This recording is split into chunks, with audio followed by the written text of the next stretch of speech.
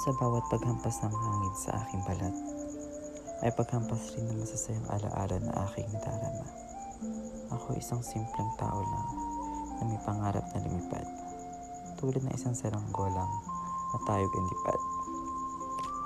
Tulad ng isang saranggola, ako'y may tali sa lupa, ngunit bawat paghilay, tinutulak ako pataas, papunta sa tala. Kahit sa lungat ng hangin, ako'y patuloy na tatangiyin. Sa kalangitan, walang hanggan, doon ko nais marating. Sa bawat pag-ikot, sa bawat galaw, ang pangarap ko hindi susuko, hindi matitibag. Naalala ko pa noon, kasama ko si kuya. Gumawa kami ng saranggola, puno ng saya. Hawak ang papel, tali at mga patpat.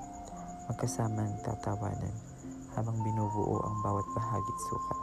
Sa himpapawid, sabay naming pinakawalan ang saranggolang aming pinaghirapan.